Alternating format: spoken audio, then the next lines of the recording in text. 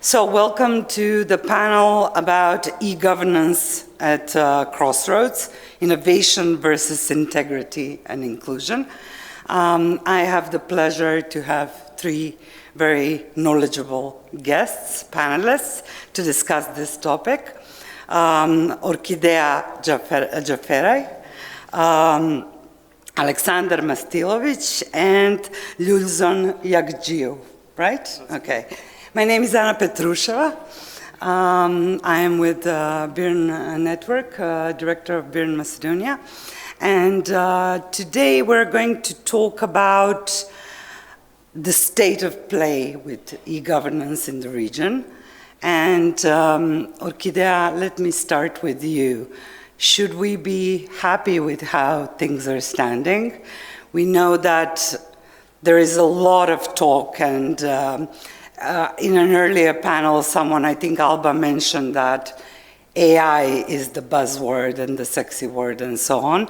Let's say so is digitalization, and as you pointed out, I think all our governments in the region are very much into doing digital summits and discussing digitalization, digital transformation, and so on. But very often there is quite a gap between what is bragging and PR and what is actual progress in certain areas. I think that Albania in the PR part is doing really well, especially with attracting all the attention with the AI minister. But on the ground, when we discuss e-services and e-governance, very often we have quite a collision between what's been promised and what's been actually done.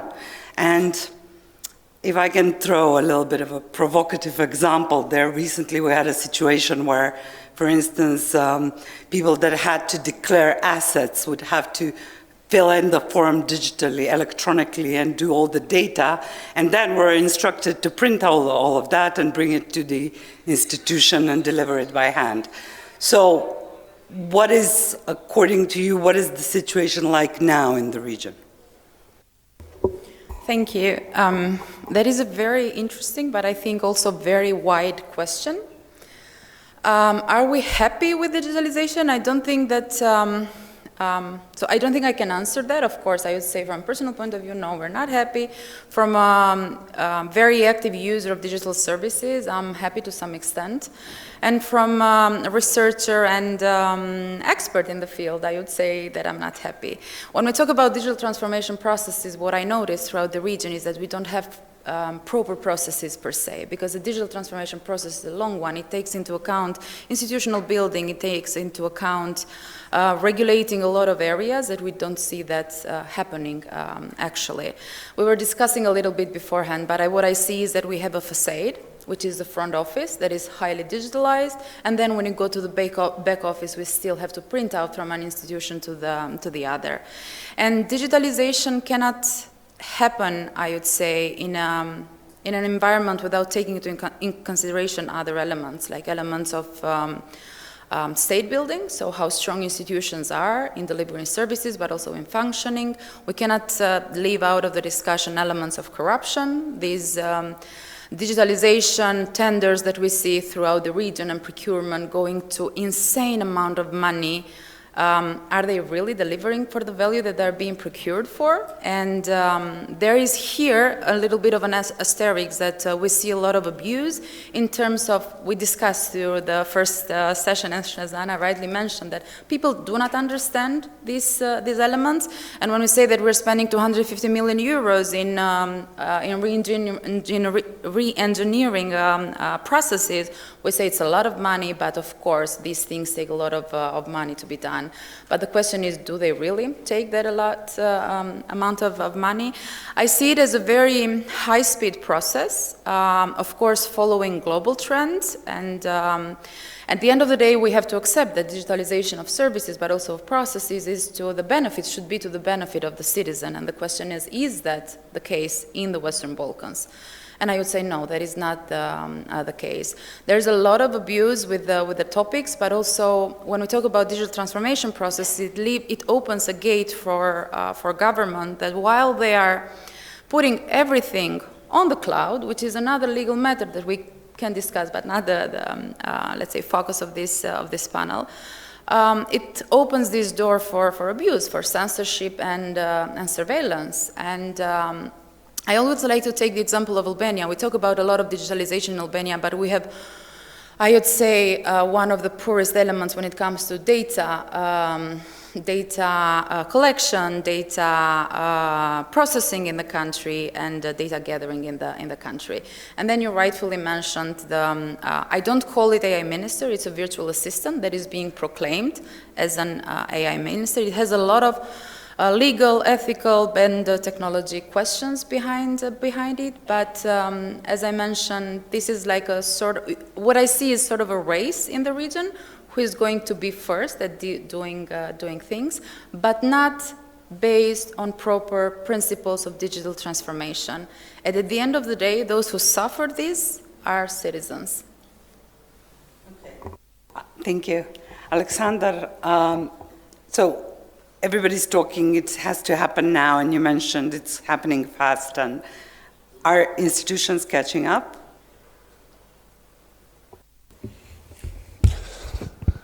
The answer is actually no, because the things about digital transformation and artificial intelligence since pandemics ended actually came up to our face too fast.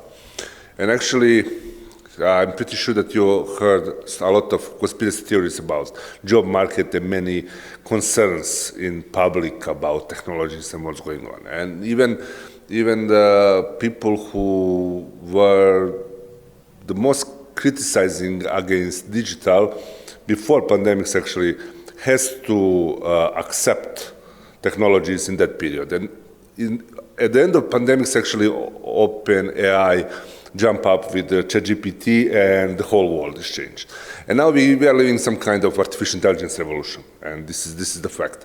But there are few rules I would like to share with the audience here. That first thing, I think that we have a lot of stories that they are much more related to marketing and promotion, or maybe political populism that actually compared to the fact that actually we cannot do many things before actually we finalize the process of digital transformation and achieving some specific level of digital maturity, because we need to have a huge amount of high quality, clean, machine-readable data that we are actually capable to train artificial intelligence to work properly. So when we are talking about artificial intelligence-based minister, actually there is also another, it's a legislation problem also, because in European Union Artificial Intelligence Act, for each high-risk applications, you have to keep the human in the loop. So it's much better role to have AI-based minister assistant, but not minister, because you cannot decide. And another thing, it's about democracy progress, because you didn't ask people to vote for AI. People vote for politicians. So you have to take responsibility. Don't hide yourself behind the artificial intelligence. But actually, I don't want to criticize that, because it's actually hidden message of the government that we are ready to invest in AI. And this is actually the most valuable message from Albania. On the other hand, when we are talking about government is always conservative in accepting and also in regulation of technologies, and we are always slightly behind the technological level. But I will just remind everyone, if you want to achieve the success about anything, today we are talking about how to create a digital governance and digital government e-services. For example, in that case, we have to discuss 3 layers. It's some kind of pyramid. So we have a problem, and the first question is for technological layer, and do we have actual technology that can be applied to solve our problem? And then we say, yes, that's great. And another question is operational layer. It's more about business. If I invest 1 million on 10 million euros, when will I get my money back? It's about return of investment and new business models. And the last one is political layer. It's about decision-making, legislation, and regulation, actually to understand the risks, to address the risks, to send a clear message to our audience that actually we are doing everything what we are doing just for one reason, to improve quality of life for regular citizens. And it's always about the citizen-centric design and approach, and this is the only important thing. All other things are more populistic, and we can discuss in the rest of our discussion panel. Thank you. So, if it's a race around the region, how is Kosovo doing in the race? Well, thank you very much once again for having me. Yeah, I mean, when we talk about digital transformation, we talk about e-governance, of course, the most important thing is what we're trying to achieve, and that's not digitalization for its own sake, but we have objectives. So the main objective is to make the life of our citizens easier. So in that regard, the most obvious thing are services, how much we are digitalizing the services for citizens. So yes, there is a kind of race, and we are very happy to say, yes, since 2021 till now, we have digitalized 300 services in our e-Kosovo platform. And I believe that's good, because that's what citizens are looking forward to have. You know, we are doing these measurements and surveys, and they are asking for more. But what we have to be honest about, I mean, the front end is just only the part of the story. There is a lot of other things which have to be done in the background, which are not so sexy, they are not so, you know, you cannot simply explain to the ordinary citizens, but they are really necessary to really make these digital transformation really sustainable. So starting from the very, I would say, the key word we're trying to use is whole of government approach to this digital transformation, because it's not that we don't have systems and registries which have been built over the years, but all of them have been built for a certain isolated purpose to serve a certain legal mandate, but not with the intention that really having these systems work together towards a common goal. So one thing is having this enterprise architecture view to digital transformation. So there are some things which we are doing in terms of rethinking our government data network. How do we transition to cloud? How do we look at aspects of disaster recovery, making sure that these data are really secure? And then thinking about the data infrastructure, because all of these systems which have been created over the years, of course they produce data.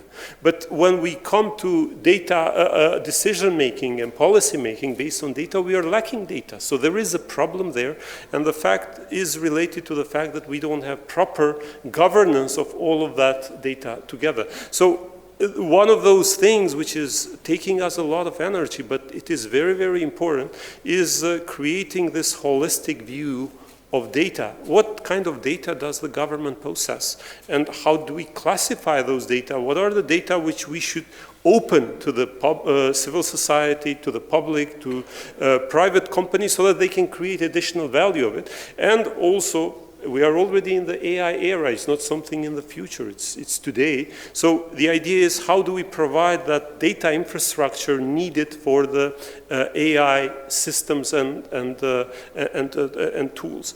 And then you know, we come back to the services. So yes, it's about the number of services, but it's also about how do we change the philosophy of services. So as I mentioned, services have been built on the concept that one institution has a certain legal mandate to provide certain services, but it's not necessarily the best way for citizens to get those services. Citizens are dealing with their own life events. So there is a child being born, people are getting married, there is a death of a relative, opening of a business. So these are the life events. And what citizens would like to see is that the services are organized around these life events, not around the legal mandates of institutions. So that's something which is also a huge reform. We piloted in March of this year related to childbirth, and now we are doing 3 other life events, which is the death of a relative, starting a business, and moving, so changing your place where you live. And this is, I would say, a fundamental way of how the administration should really function. So breaking those silos between ministries and agencies. And then it's about building skills within the public administration. Our public administration is getting more and more aged. That's something which we have to look with a very fast trend. So we have built this digital capacities framework. So not only looking at capacities of ICT professionals, which have to be updated continuously, but also the basic digital skills that all of our civil servants need to have, also the management staff need to have within all of our institutions. And then it's also the institutions themselves. The ones we have built 15 years ago are not adequate anymore for the needs of today. So we need to look at building more advanced institutions, more staffed, more specialized people on these areas like data governance, looking at innovative technologies, emerging technologies like AI, and bringing those use cases to the public administration. Thank you. And I assume it is easier, if I can say that, for Kosovo to do this, in a sense, in comparison to other countries, given the demographic of the country and how much, unlike the other Western Balkan countries, youth there is. In that sense, I assume that must be an advantage. But this brings me to my next question, which we discussed previously, about inclusion. So there is sort of this feeling that now there is, if I can put that mildly, a sort of a lack of understanding about the skills and what it takes to kind of set up all these systems that perhaps does not take into account all communities, such as elderly, the marginalized, and so on. So in that sense, what are you seeing as efforts to bridge that gap? Thank you. As I previously mentioned, is that at least I cannot look at digitalization of or e-governance without looking at that from a very comprehensive policy and action point of view.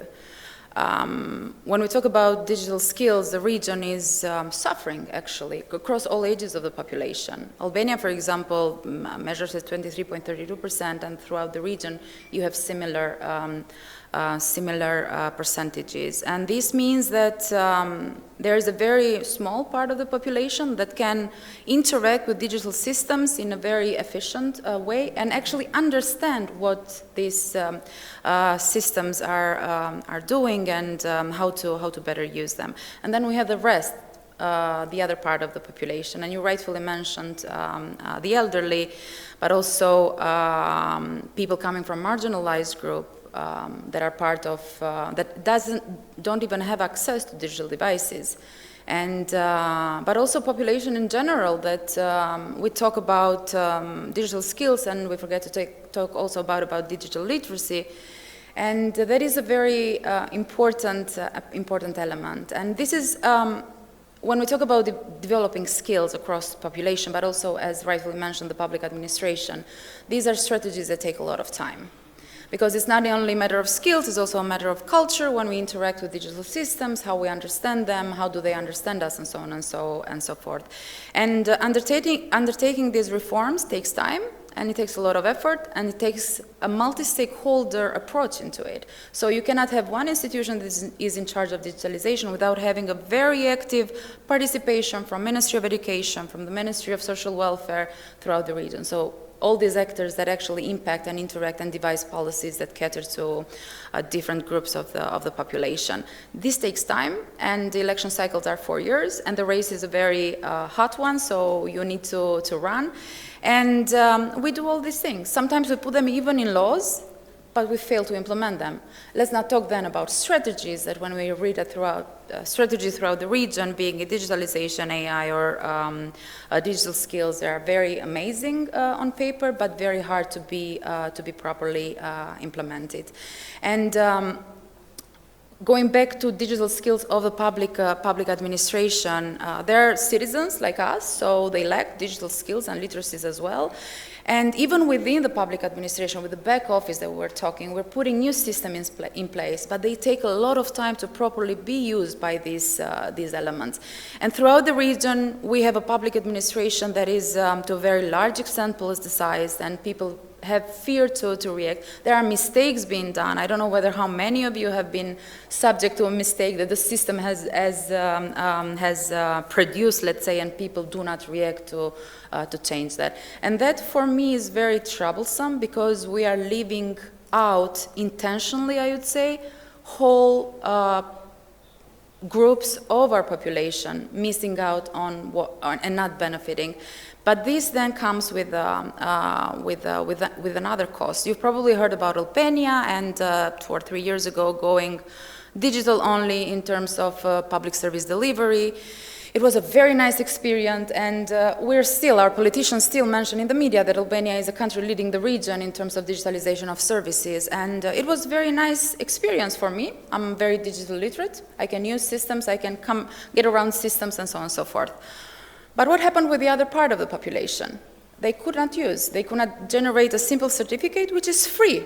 So you go log into our e-service provision platform, which is called the Albania, and then you generate a certificate. They could not do that. So what they were doing is going to other people to help them. It's like established offices around the neighborhood that put up a sign saying, we can help you access the Albania. Now, this comes with a financial cost because you would pay €4 to have your digital certificate generated, 10 if you wanted to renew your passport. And again, we're talking about the most vulnerable, putting another layer of vulnerability upon them. And then there's this element of so-called privacy that we fail to take into account. When you are using other people to help you access these services, you forego privacy considerations. So these are, I would say, elements that we cannot take into account. And also I think that we need to make them present and to emphasize them throughout the whole time with our policymakers. Tech enthusiasts at time, they forget about these elements because digitalization and technology and AI is very inspiring, is very interesting, it's very futuristic, and everybody wants to be a part of that. But we cannot talk about these elements without thinking of the people who are supposed to be the final beneficiaries and how they're missing out, but also being put burdens on them when the governments decide to digitalize something or offer you just a service, an online service, basically. And then the other side of the coin with using help like that to add those services. You mentioned privacy, but then there's also the element of stealing your data. And we've seen, for instance, I don't know how many cases in Macedonia where the police would have to issue an announcement to say that, you know, people getting emails from the police that they have been fined and to give their data and pay up money and stuff is a scam. It becomes even more problematic. We heard during the first sessions about GDPR and approximation, but what happens when the Prime Minister or ministers of your government explain this digital-only public service, administrative public service provision and say, come on, your neighbor can help you in accessing Albania. And we forego this layer, which is very, very important. And throughout the region, we've been subject to very wonderful cyber attacks with personal data being out there and to a lot of abuse. So that's why I say that we have to think in a very comprehensive way when discussing these issues because they cannot be seen standing alone.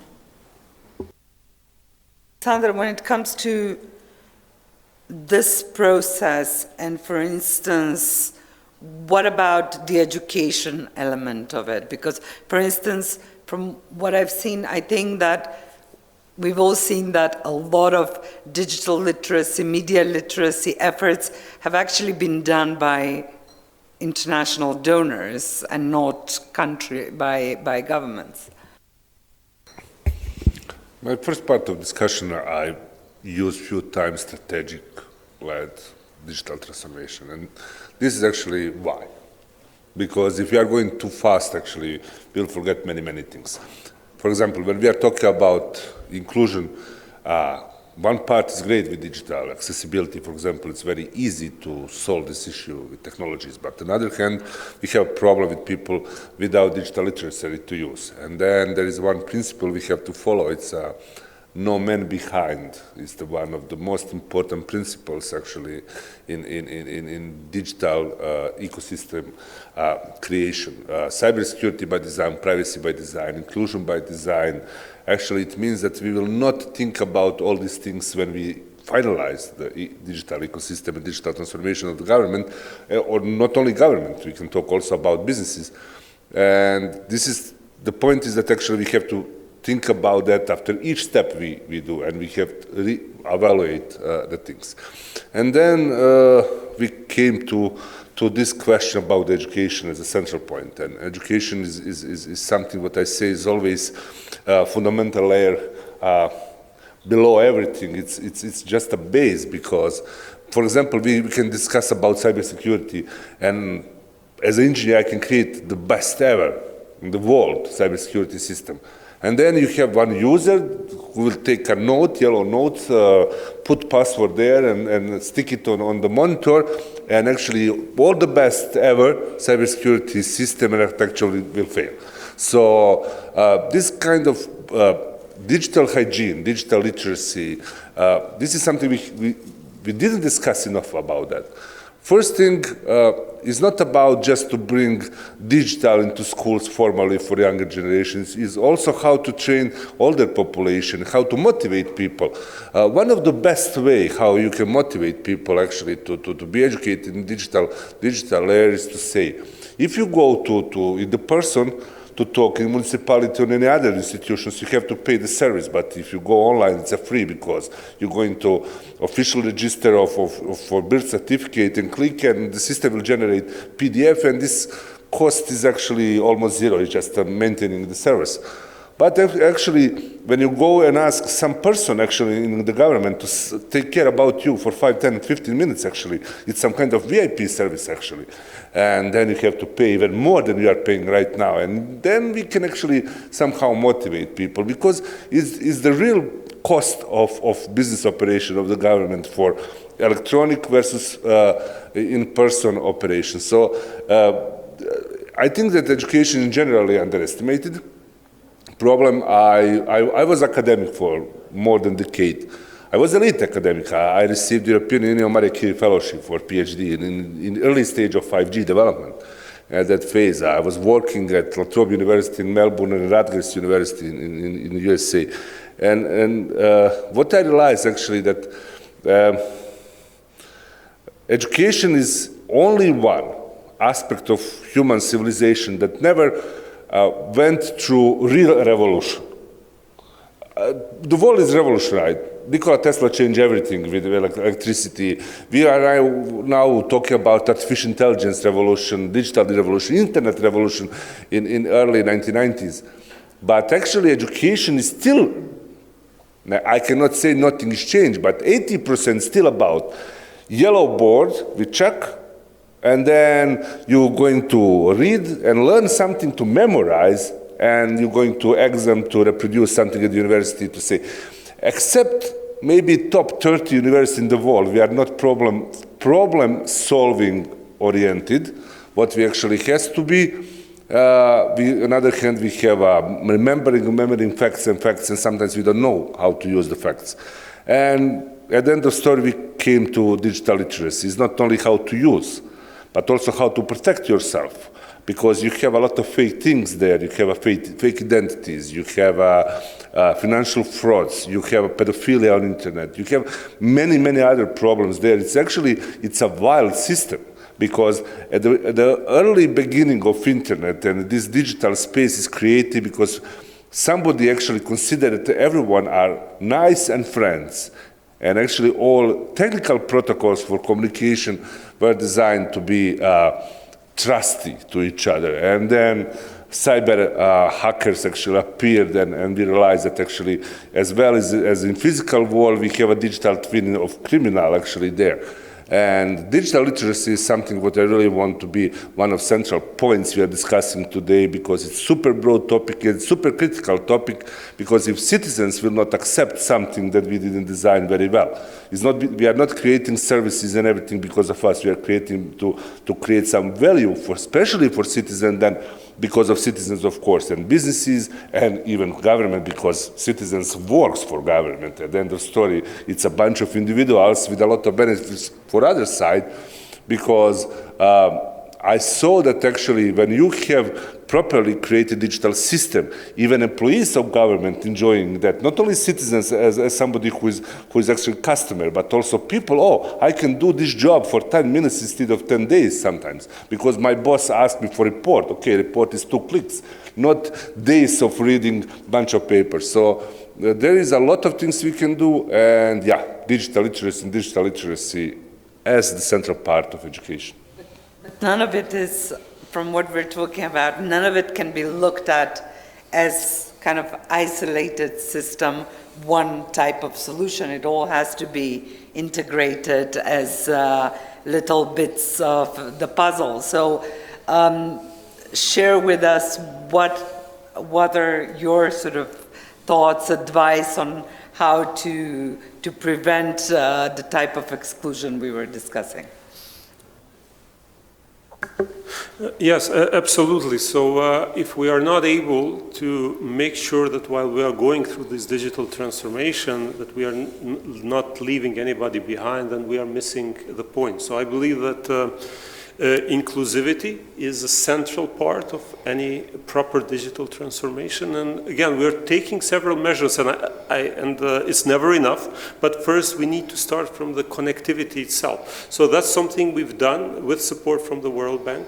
There was some analysis done in 2018, and although we have traditionally had good internet connectivity within the country, there were still some so-called white areas within the country which didn't have proper connectivity in terms of broadband internet. So there was a deliberate effort to really make sure that all of the settlements in the country have access to broadband internet, and by 2023, I believe we achieved that, so we don't have any settlements. So that's good, but of course, that's just the beginning, the connectivity, making sure that people have connection to internet so that they can access services. But then it has to go to design of every service we make. So we cannot think about design of services only from the perspective of the majority of our citizens. And that's where we spend a lot of energy when we were doing this life event approach of service delivery in case of childbirth. So we were talking to citizens, both individually in interviews, but also focus groups and workshops.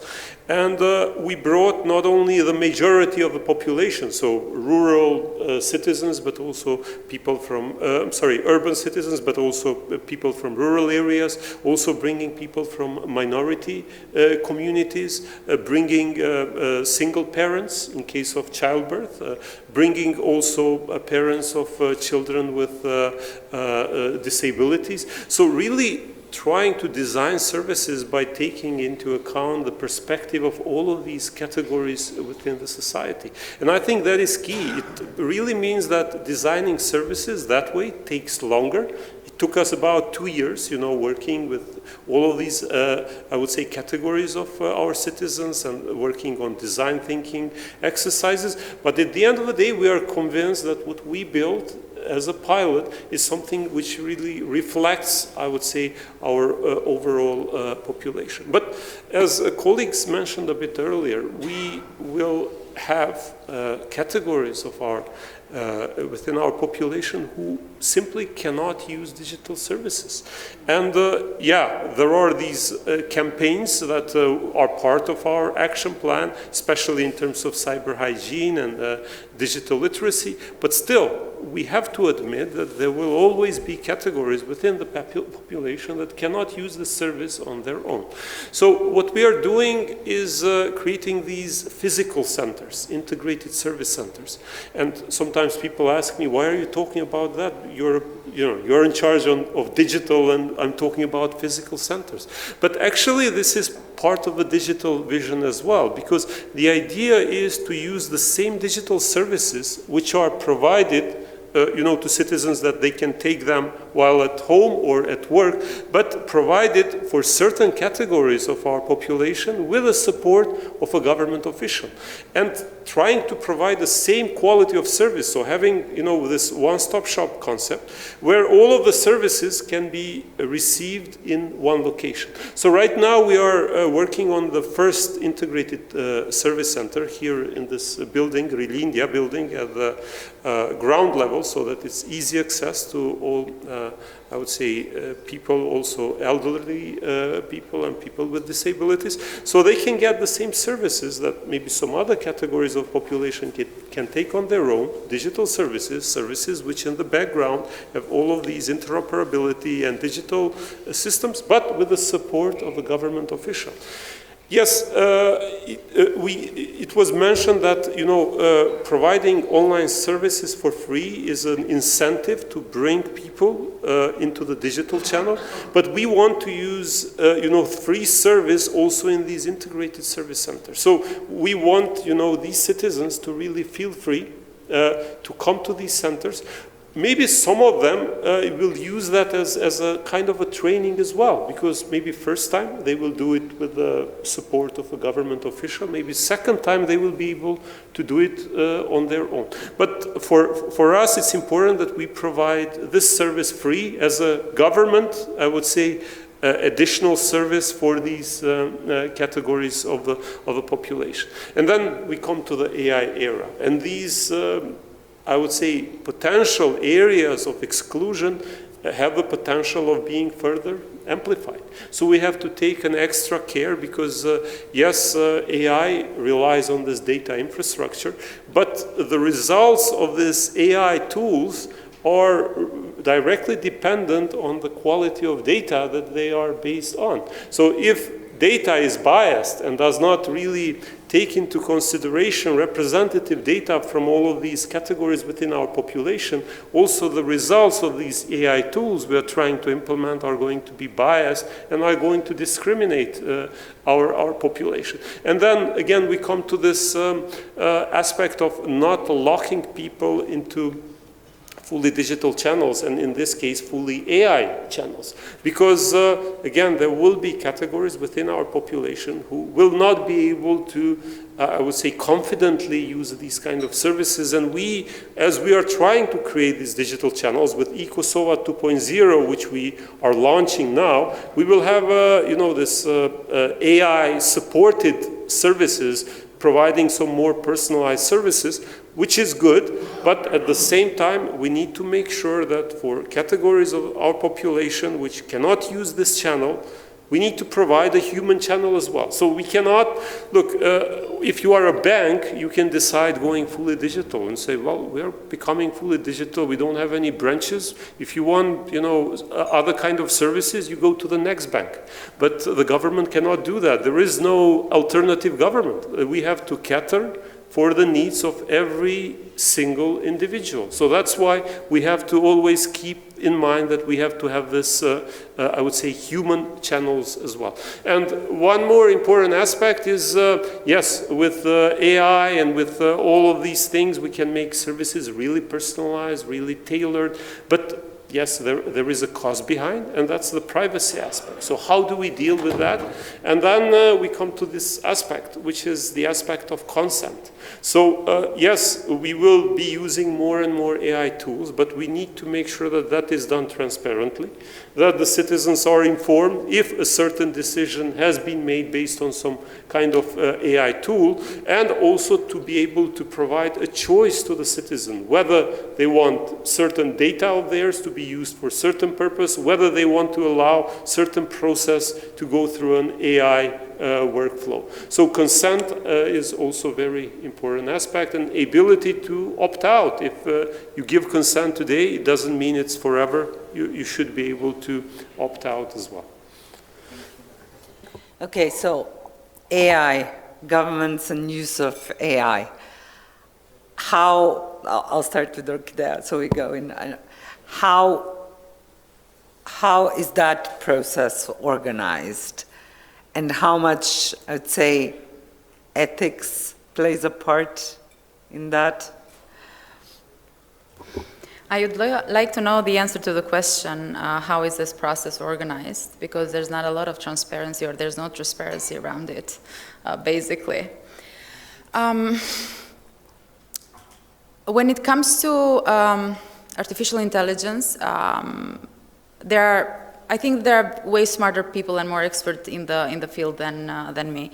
But I will look and try to address it a little bit from a governance and a public administration point of view. We're talking first about a region that has social and economic vulnerabilities, that has regional conflicts, that is geopolitically at the, let's say, a target of different actors, and that has young population that is doing everything to live. Meaning that we have a region where skills and talent is trying to live, is trying to go abroad, and it is actually a reality in most of our countries. For Albania, I can speak more confidently. It's a reality, because young people growing a little bit up, they realize that there is something more that you need to get when you live somewhere, to have a social system that supports you, a health system that supports you, an education system that supports you.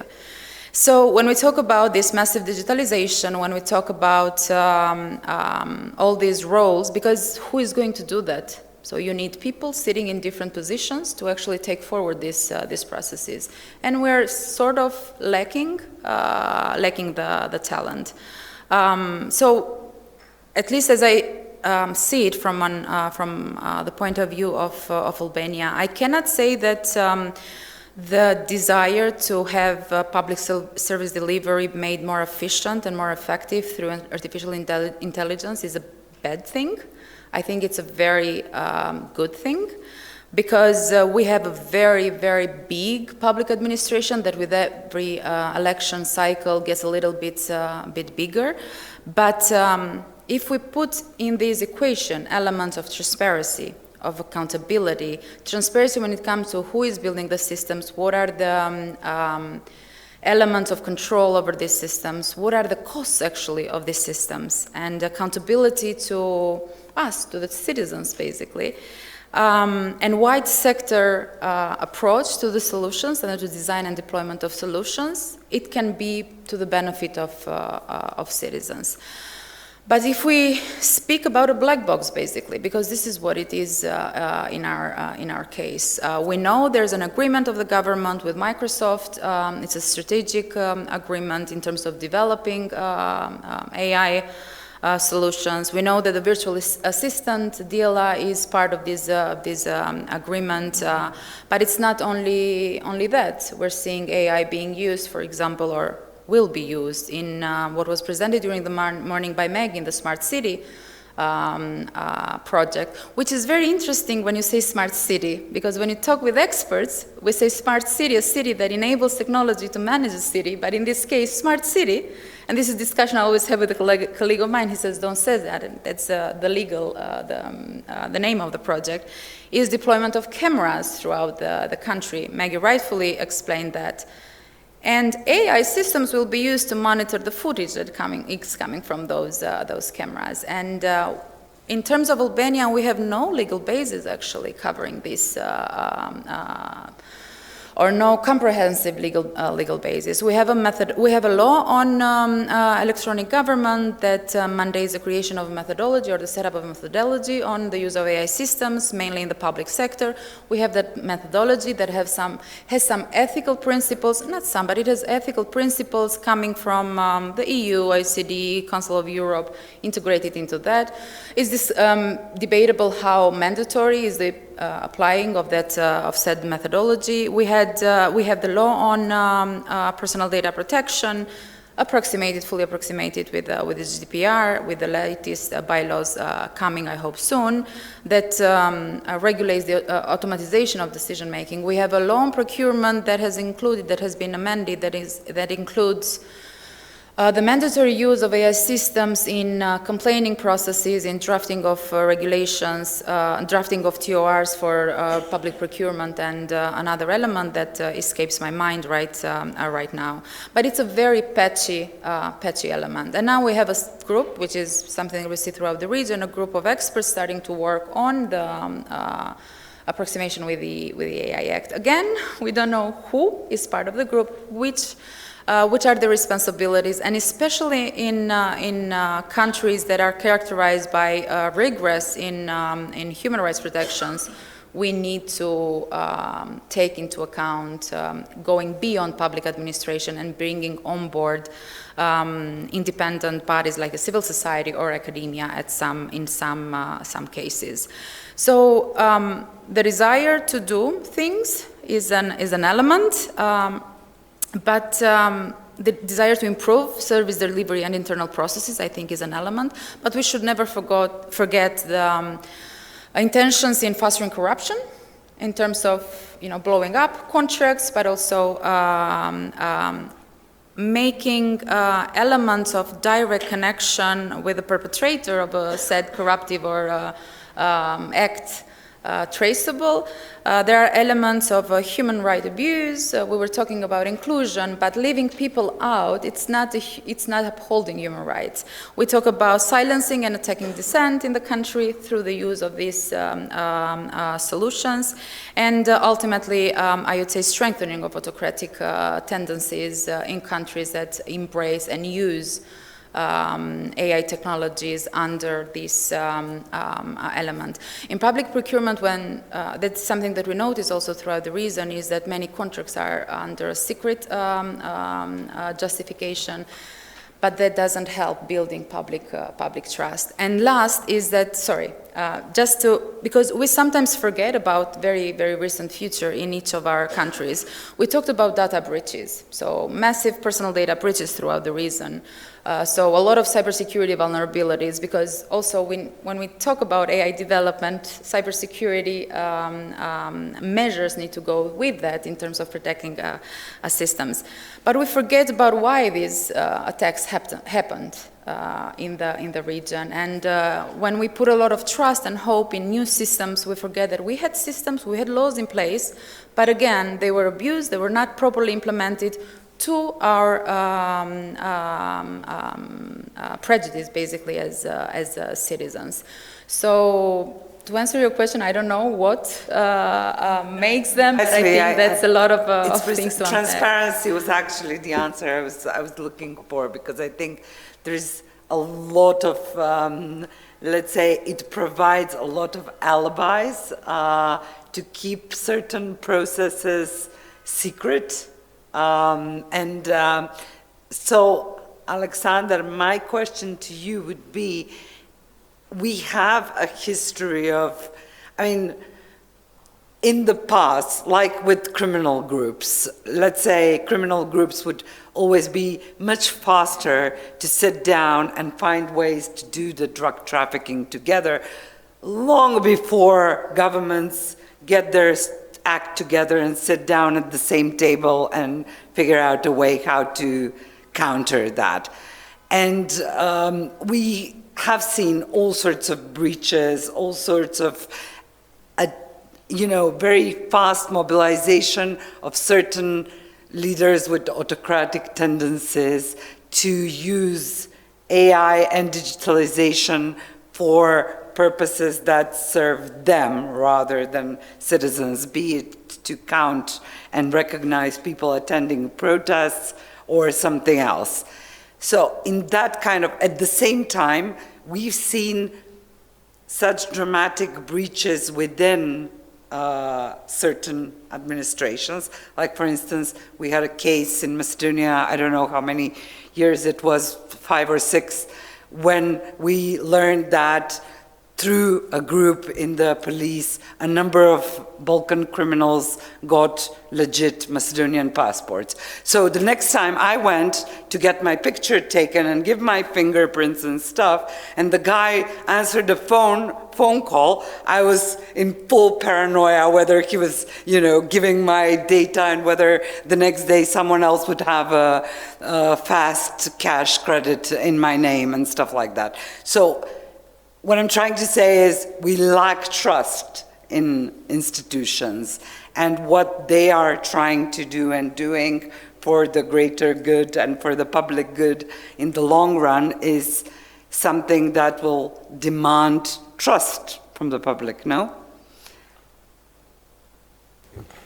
I think that we have to understand and accept, and this is maybe a bit controversial opinion from my side, but I strongly believe that actually digital layer, digital environment, digital ecosystem, internet, everything is actually digital twin of our physical reality. So whatever we have as a problem or benefits in the real world, only different thing that actually digital technology will amplify everything, even benefits or problems.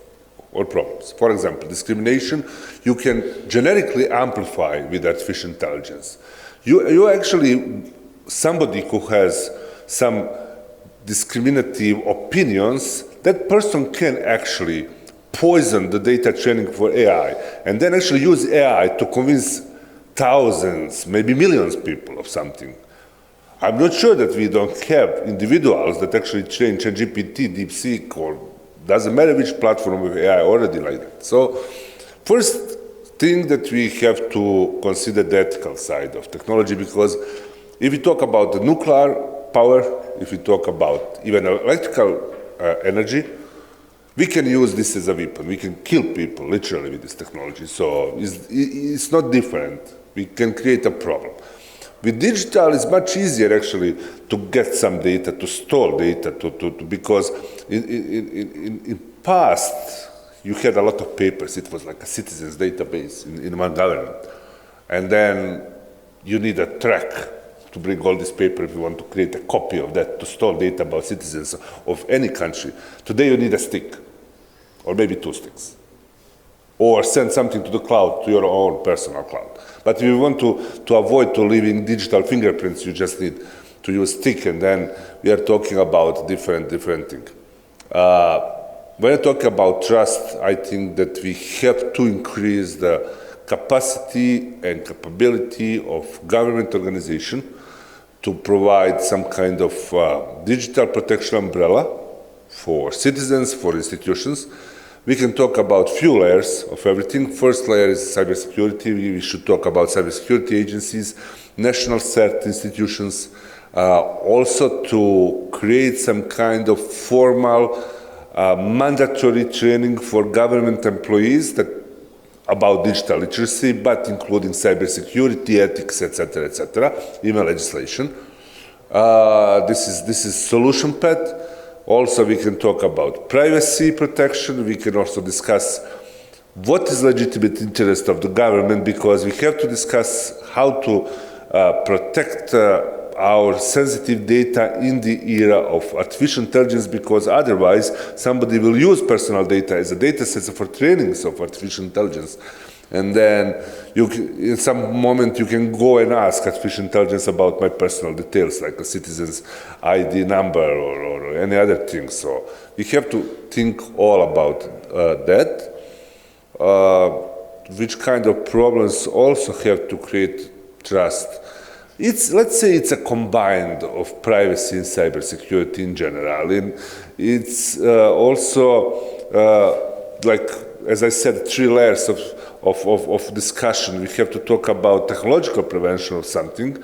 We have to calculate the risk, and then to accept the fact that actually each prevention is 10 times cheaper than any intervention when something has happened. And the last thing is actual legislation. We have to be very clear. If you do that, the punishment will be great, and we will actually completely demotivate people actually to attack us. And this is important because otherwise kids will try to steal data, and that was something what was happening in actually in early 20s. It was like a super young hackers, 15, 16 years actually tried to hack in the States, actually FBI or CIA. And some of them were successful. What was actually was very interesting about superiority of new generation compared to even IT professionals in that ages, and nothing's changed right now. The trust is a process, is not the point. Trust is not be, just press the button and we have trust and we will accept, we will start massively use. But I like the fact about the parallel process about we will not leave anybody behind. We will stay also providing service in some capacity in personal, but also we will slightly push these services trying actually to change percentage. Okay, now we have 80% in person, 20% in services. In 10 years we want to be opposite. I strongly believe that we will never have digital only, and maybe it's not right, especially because of one reason. What if, after each prevention we did, what if our digital platforms failed? Even Amazon servers failed before 7 days. And then because of Amazon servers in the East Coast actually failed, Netflix and many other services that actually use the hosting in the central location of Amazon in North Carolina, I think, or somewhere there. So it's always danger to be in single fail point, and the trust, as I said, is process. We have to build trust, and fortunately, we can lose trust with a bot. We can spend 10 years for trust, and then one mistake, and actually we can lose our citizens on our sides for this process. And this is very important to think about as prevention. Okay. That we don't have much time left, can I open for questions if there are any from the audience? If not, we can continue. Yes, please. Can you just get a microphone? Please introduce yourself. And I'm Wesley Guce from Albania. I'm a software engineer, also digital rights ambassador with SCiDEV. And my question is to the panelists as experts. I've done a simulation, and this is very concerning about DLA and using AI bots in our government public procurement.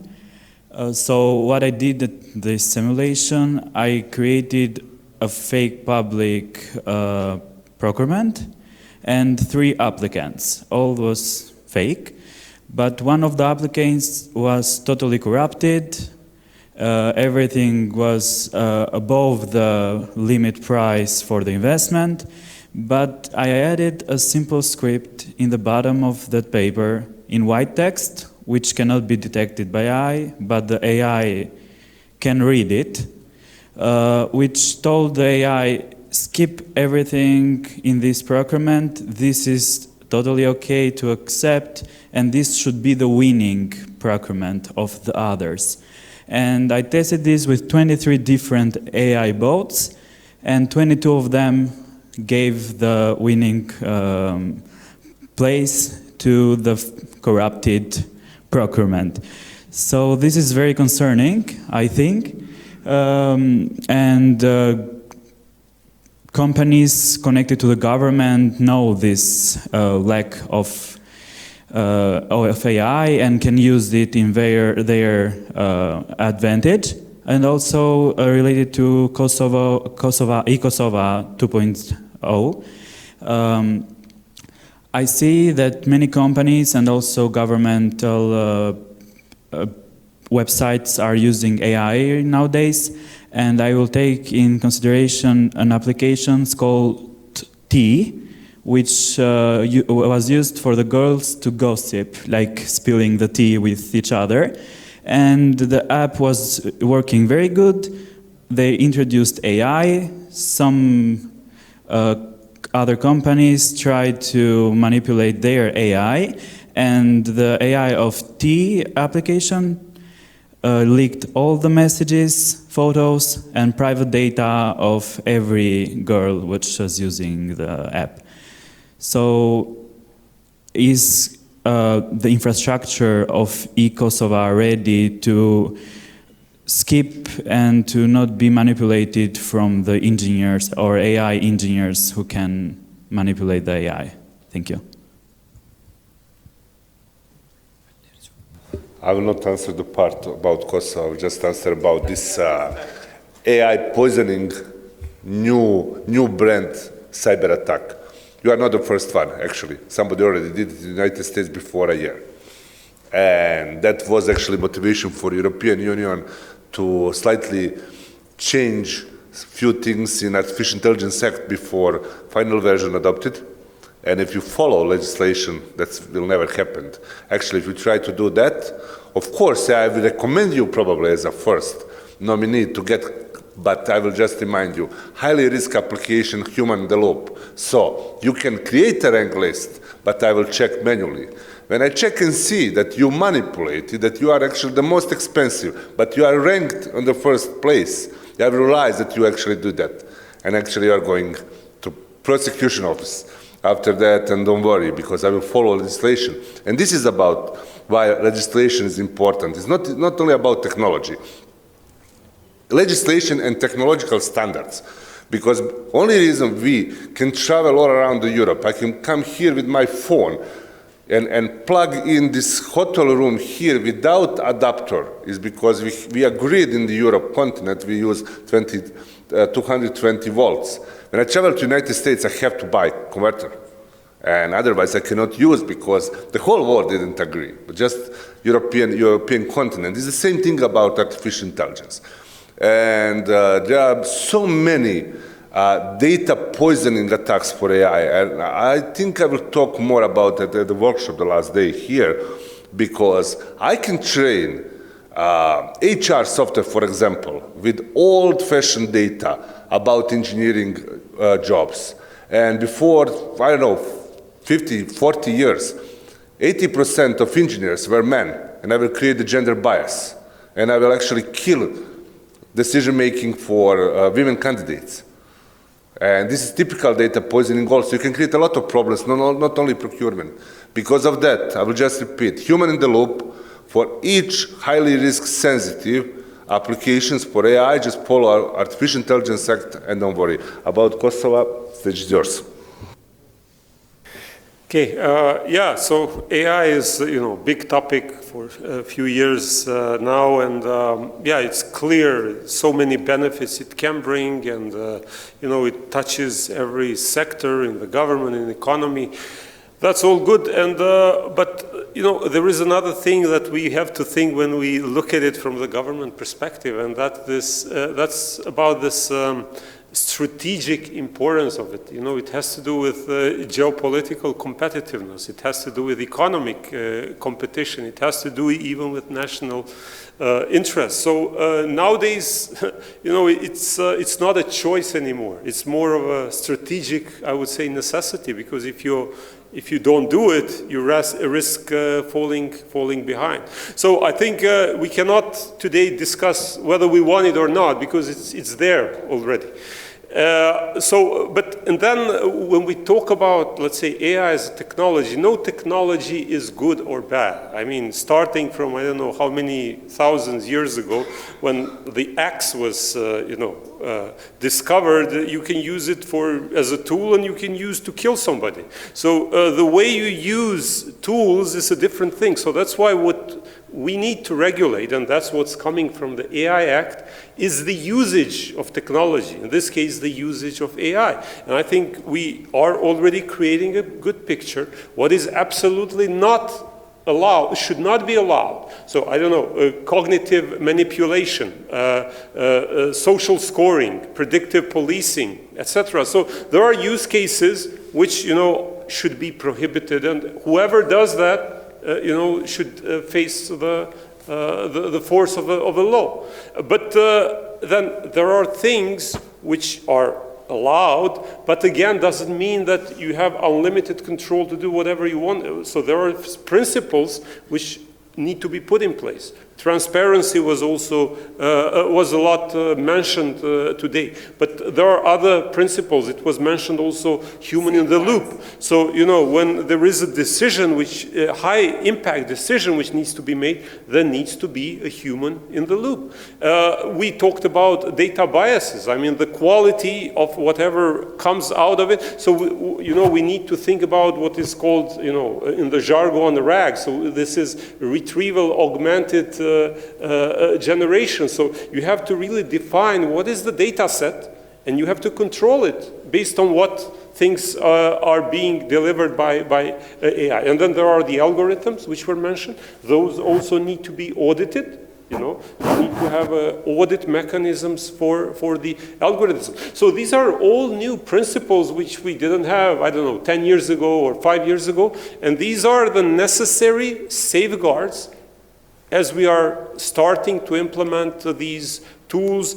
So we are starting with Kosovo. We will go step by step. So initially, yes, there will be this chatbot, but then the next step of this is to really make this automated routing of cases. And then the next step will be automated decisions, at least smaller decisions. But whatever is high impact has to have human in the loop. So there are some things, many skills are being taken, will be taken over by AI. But when it comes to, I would say, accountability and judgment, we have to keep it within the realm of, you know, human intelligence and let humans do. Yes.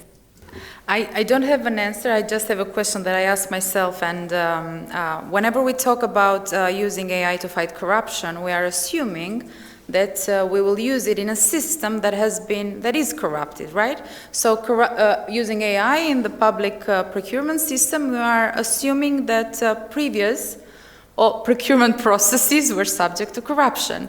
Now, Aleksandar rightfully mentioned that you need to do a lot of data cleaning. My question is, the AI system that will, let's say, do the preliminary evaluation of bids, on what data will it be trained, and how the data will be cleaned? So, are we going to clean these elements of corruption from the data that will be building the system? To me, that is very curious how the government, because when you come with this proclamation, how you plan to address that. It's actually also a technical question. And we are talking, actually, you just touched the line that I always like to share with the audience. Is about the limitation of AI.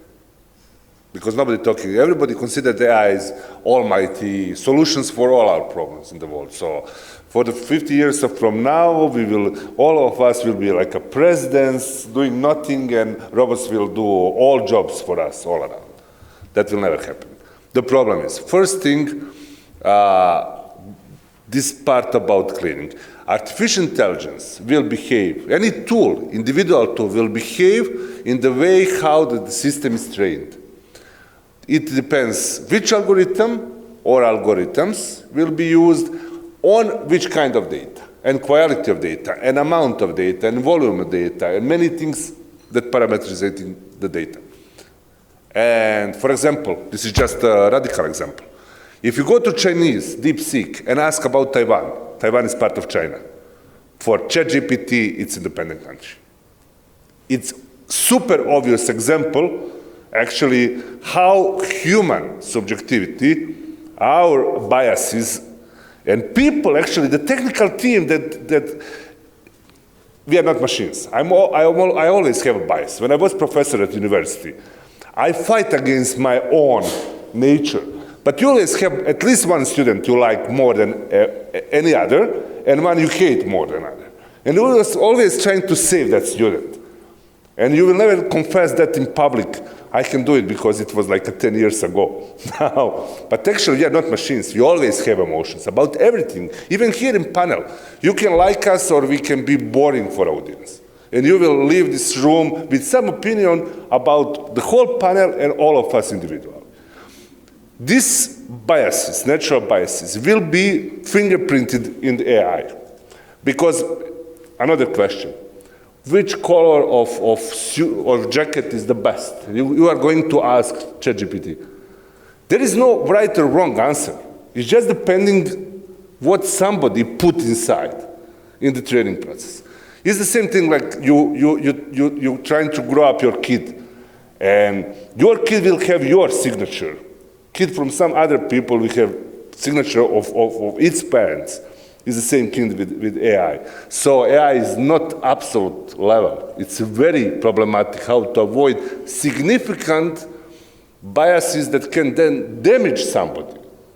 But biases will be always there. We cannot kill it. That's why I think that institutions, when doing these proclamations that they're going to solve all issues with AI, need to explain very easily the logics behind that and the technology behind that. Because with promises, we're going to do that and fight this and that, then we have just a populist speech rather than it's already something written rooted. in Artificial Intelligence Act. There is 3 principles that actually European Union required. One of them is transparency of algorithm and the training data. And I always recommend everyone, please read European Union Artificial Intelligence Act, because many around the world, not only here, criticizing that actually regulation that actually European Commission adopted will stop innovations in the European continent, and that's the reason why USA is much more successful. But what is not true, actually, completely. So before comment like that, please read, because all these issues are already addressed, and the great thing is European Union allowed 2 years of rollover of the act, so you can comply step by step, not a strong cut. So many things will be done at the end of 2027. About transparency of the algorithm, I think it was in charge from August 2 this year. I understand.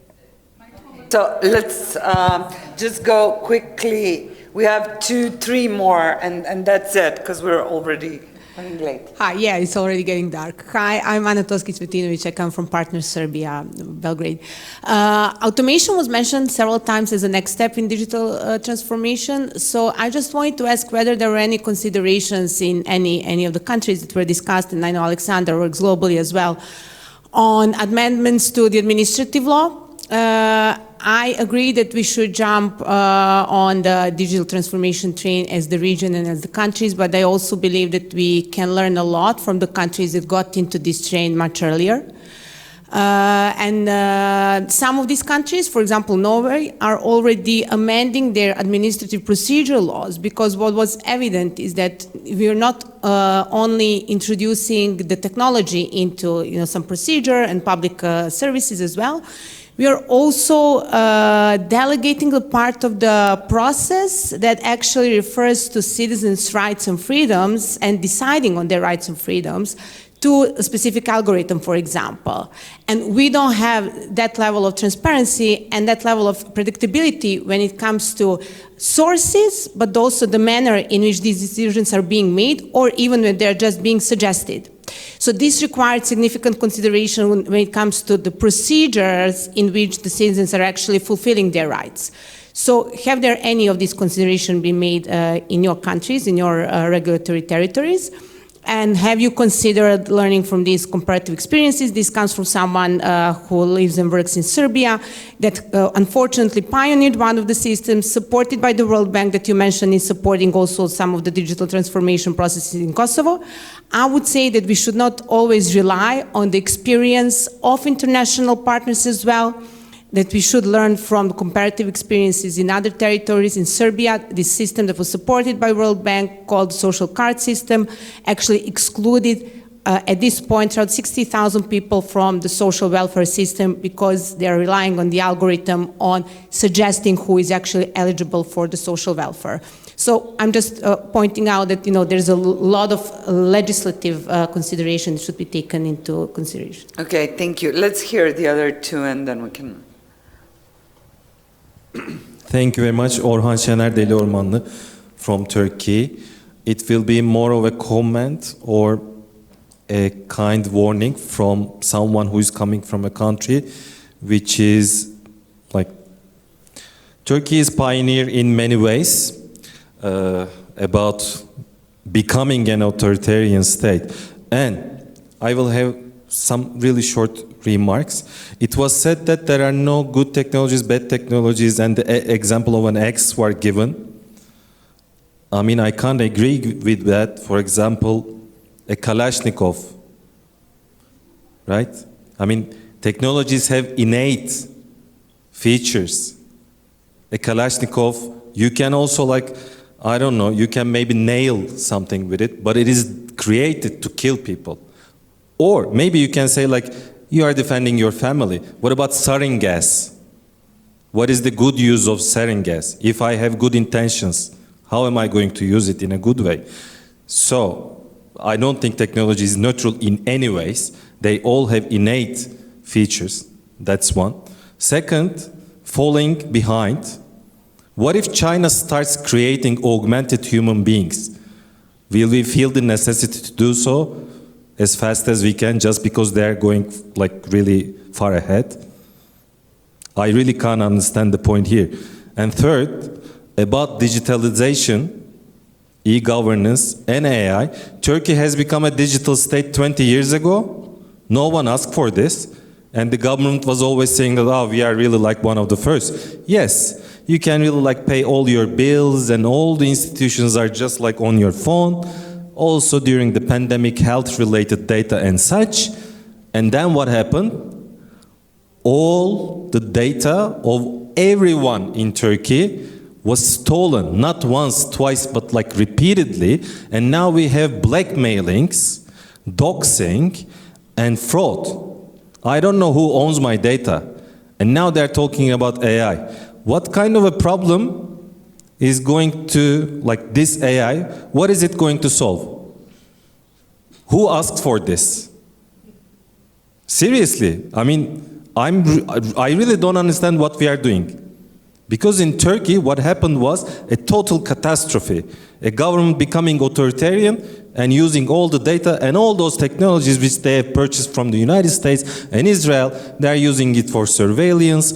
I mean, I've never seen it that it was used for any good reason. Maybe there are some, but okay, there is convenience and such.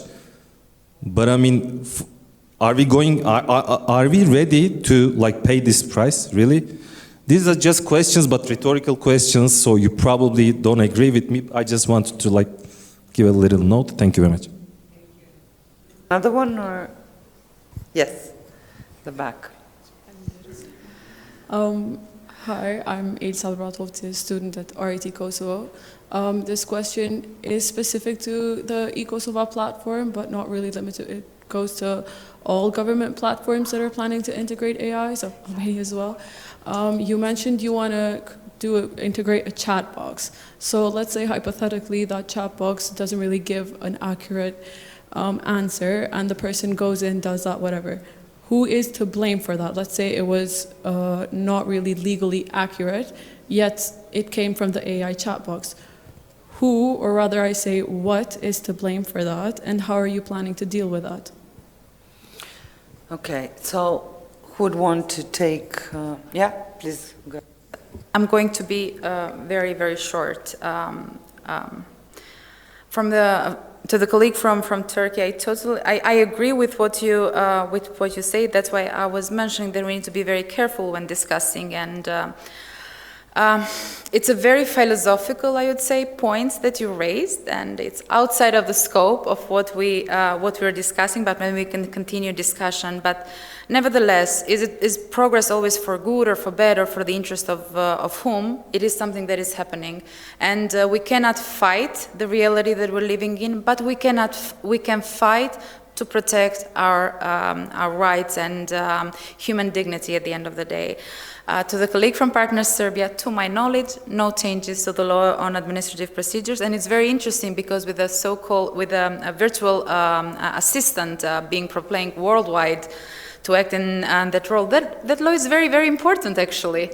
But as I said, at least for Albania, we are seeing or we are hearing about massive AI use in the public administration and in governance without a solid legal basis. And that is highly, highly, highly problematic. When I talked about automated decision-making as part of the law on personal data protection, it did not come from the government. It came because it's part of the GDPR, and we approximated the law, our national legislation to that. And just a quick thing for the chatbot. The chatbot doesn't give any legal advice. It just helps you to navigate the systems. It can give a bad advice, saying that instead of going there, you can go there. I have tested the one in Albania a couple of times. I've been receiving explanation. And that is going back to the e-Albania, because you raised it and it came to my mind, is that when we suffered the cyber attack, now when you open e-Albania, this forefront of accessing digital service in the country, you get a message saying that e-Albania is just an interface and each institution is responsible. And following and addressing that element of responsibility is very important because, as I said, digitalization allows lack of traceability of responsibility, and that is something that we as researchers but also experts need to take into account all the time. Thank you. Did you have any comments so we can quickly? A couple of them very, very, very quickly. Look, we can debate about things, and I'm not saying that I know all the answers. So the thing when we talk about these generic, huge technological developments, I still believe that they cannot be inherently bad or good. Yes, there are some chemicals, there are some tools which are inherently, I would say, being created do some harm. That's one thing. But when we talk about, let's say, industrial revolutions, we cannot say that the industrial revolution was bad or good or whatever. I mean, the things which have been discovered can be served for good and for bad purposes. Again, maybe a bit humor on this, and I don't claim to be an expert on Ottoman Empire, but since you are from Turkey, one of the things which has been spoken, I'm not saying is necessarily accurate, is that one of the reasons of the fall of the Ottoman Empire has been not being able to keep in pace with the Industrial Revolution. So again, we are facing a huge revolution which is going on in the world. And there is a risk that countries who do not take the necessary steps will fall behind. Now, your thing, what you said is that, yes, there are some things which are beyond the red limits. And that's what we also, I believe, said in this panel, that yes, the democratic world will have red lines. Embracing AI doesn't mean that we are embracing it in an uncontrolled manner for any kind of usage. So we need to embrace AI, but also put the red lines and say, yes, we will use AI for these and these purposes, but not for these others. Unfortunately, we cannot stop it. It's a fast train going by. You either jump in or stay behind. There is no third choice, unfortunately. Right, okay, so I would like to very much thank my panelists today. Thank you for a very inspirational discussion. And you should also know that the plan is that there is, you guys are leaving for reporting house at 4:25 downstairs in the lobby. I assume there's transportation, right? Or walking, because it's close, actually, yes. Okay, so thank you very much, and thank you for your questions, and that's it for